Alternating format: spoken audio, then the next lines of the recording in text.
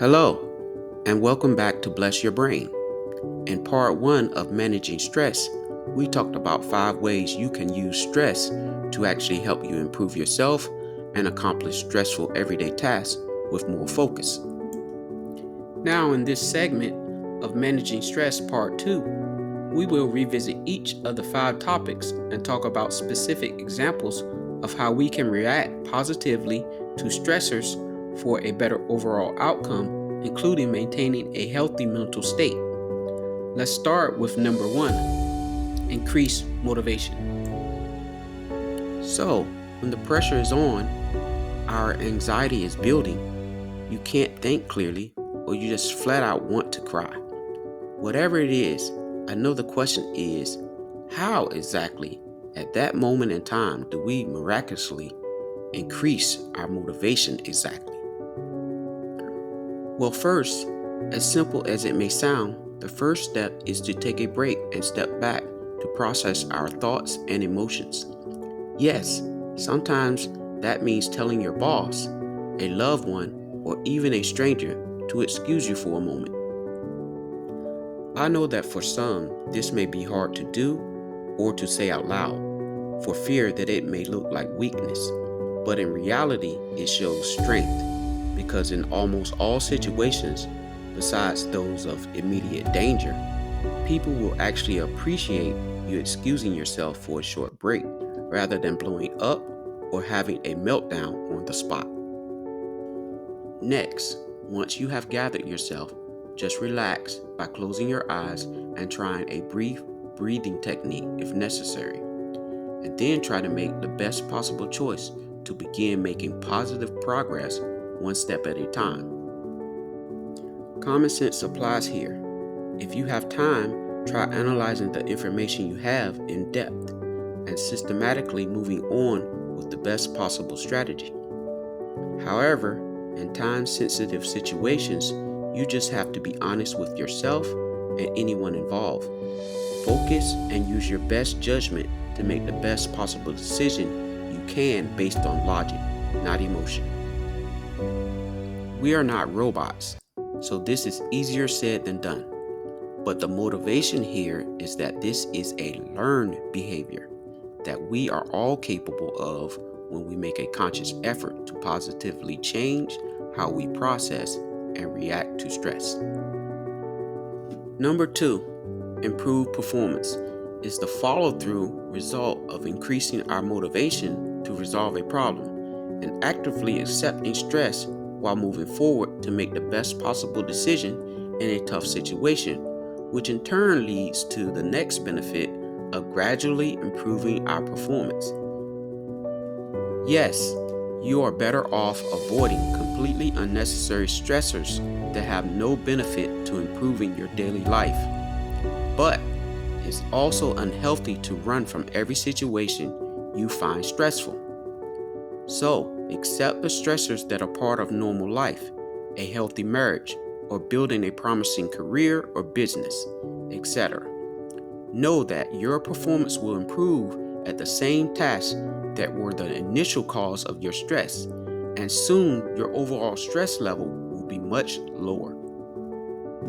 For example, if public speaking is part of your promotion, but also something you fear, face it by always being well prepared for the specific audience you will be speaking to. This includes accuracy and a thorough understanding of the subject. Keep in mind, it's also just as important to rehearse your presentation to decrease mistakes and lower your own anxiety.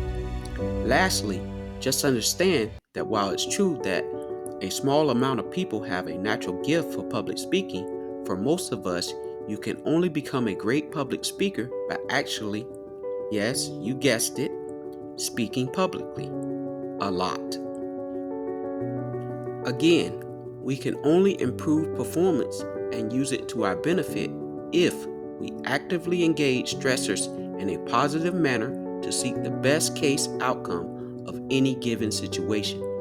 In other words, stress is just mental anguish with no benefit if we don't actively seek to apply a structured positive response to the stressor, and even after the situation is resolved, reflect back on a stressful situation to assess what we learned and how we can do better. Number 3, resilience. Resilience is the stronger mental state you gain from increased motivation and improved performance. In other words, resilience is your increased confidence in your ability to take on new challenges, handle adversity, make tough decisions, and engage in conversations that you would rather not engage in without letting it negatively impact your state of mind or mental well-being. How resilient you are is of course different for each of us, based on primarily what happened to us and how we learn to respond to adversity. But ideally, resilience is a state of mind where you recognize your stress, but instinctively move on to a positive place. Resilience is a state of mind where you stand by your principles unless you fully understand the need to change or evolve your previous thinking.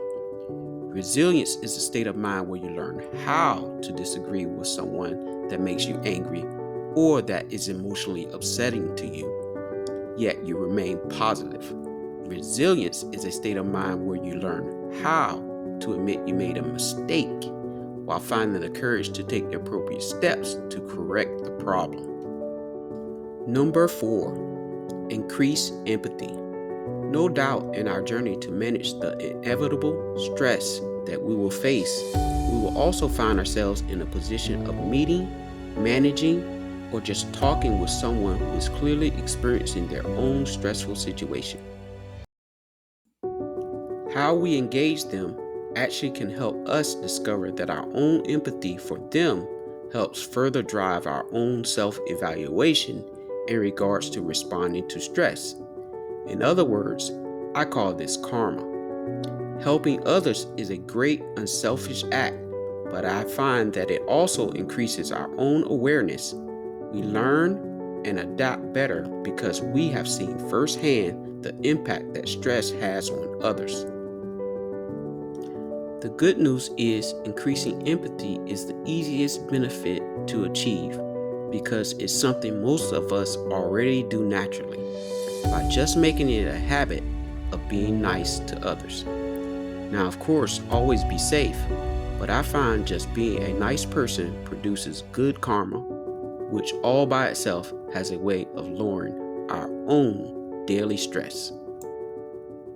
Number 5, growth and learning. In the end, growth and learning is all about new ideas, skills, and knowledge we gain from any stressful situation. Remember, once again, like improved performance, or really any of the other ways we can take advantage of stress, we must actively engage in a mental conversation with ourselves to reflect on our choices and why we did what we did. There is no growth if we don't reflect on how we ended up in a negative situation. There is no learning if we simply quit in every tough situation.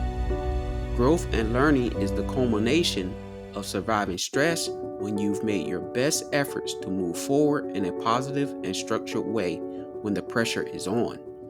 No one can be the best version of themselves if the stress is getting to them. Thus, growth and learning has occurred only when we demonstrate on the next test, the next conversation, the next job interview, or whatever the next stressful situation is, that good or bad, we will get through it better than we did last time, and in the end, we will be just fine.